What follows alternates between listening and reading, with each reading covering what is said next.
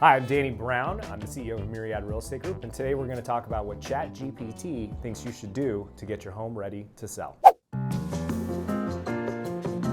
So to get ready for this video, we were going to pull a list of all the do's and don'ts to get your home ready to sell, and we decided we would just plug it into Chat GPT and see what AI thinks that you should do to get your home ready. And so the first thing that Chat GPT recommends is to declutter and depersonalize your home.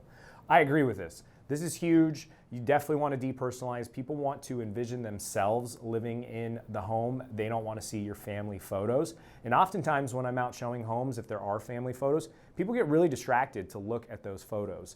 I don't know if they're wanting to see if they possibly know you or what, but they really actually look at your family photos. So it is a good idea to get rid of those. And then decluttering. Don't just shove everything into a closet, because buyers open up closet doors. And if it is just stuff to the max, the first thing they're going to think about is you have a lack of storage.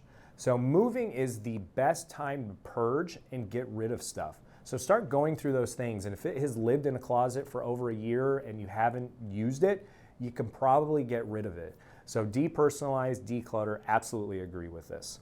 The next thing is to do a deep clean and stage your home.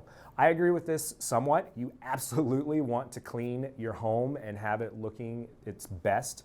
I speak with a lot of sellers. If you're living in your house, something sets in called seller's fatigue, where you get really exhausted of having to keep your home super clean all the time, which is also a challenge if you have kids.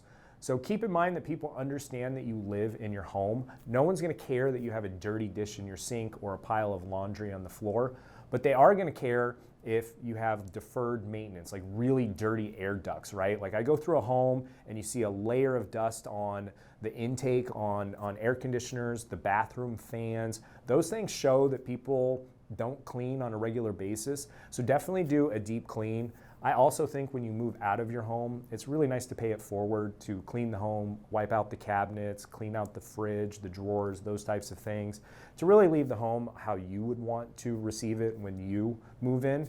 I believe in karma, and I think that that's a good thing to do. Staging though. I don't necessarily think that you need to go out and spend a ton of money to stage your home. We work with a professional interior designer, and part of our service is to have her come out to your home and tell you what to do using your own furniture. So staging, yes, but using what you already have to really maximize the space, maybe removing some stuff, going back to that decluttering. I don't really recommend bringing in outside furniture unless you have a really unique floor plan and you're trying to give people ideas on what they can do with the spaces. Very common in higher end, more luxury homes, but your typical standard ranch home, 2-story, doesn't really need to be professionally staged. You can do it using your own furniture. The other thing ChatGPT recommends is addressing repairs and maintenance. When I'm helping clients, I hate deferred maintenance. When we do a home inspection and there's a bunch of deferred maintenance things on there, I'm always going to ask the seller to address those, because I don't think it's fair that you not taking care of something now is a problem that the new buyer has to inherit. So if you know of these things, it's usually a good idea to have those addressed on the front end. I also like to get in front of some stuff. So big ticket items, air conditioners, and roofs. Part of our practice is we will have a licensed HVAC guy come out and service your air conditioner, make sure that it's running, clean it. It always shows up on an inspection report that you need to have your HVAC cleaned, and then having the roof taken care of.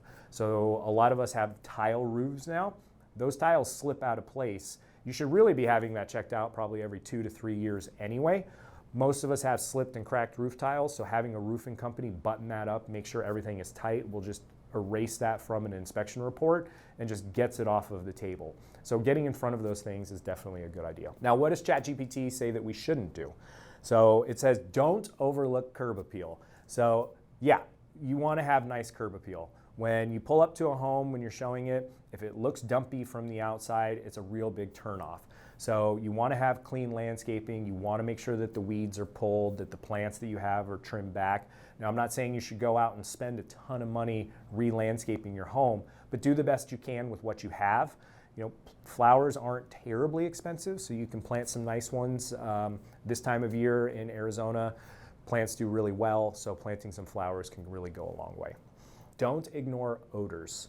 Believe it or not, we all have our own funk. and each person's home has a unique smell to it. Making sure that your house smells good is really important.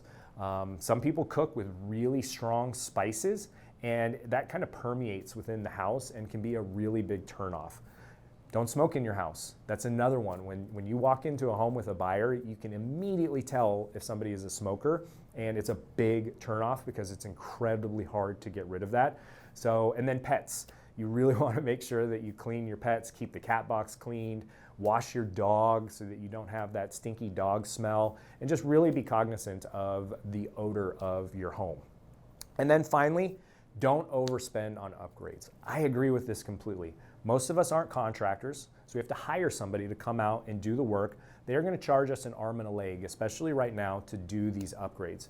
It is so much better to price your home appropriately, because usually you're not going to get a dollar for dollar return when you put it into the home. The best return on investment, though, is always going to be kitchens and bathrooms. But I think that you should enjoy those upgrades and do those while you live in the home. Don't do them in prep for the next person. Just price your home accordingly the first time with the home the way it is. Unless you do have an amazing connection and can get a deal on those upgrades, it's typically not worth it. Let me know if you want me to do any more reactions to Chat GPT and what it thinks that we should do, since AI is taking over our lives. Thank you so much for tuning in. Let me know if I missed anything in the comments, and don't forget to like and subscribe.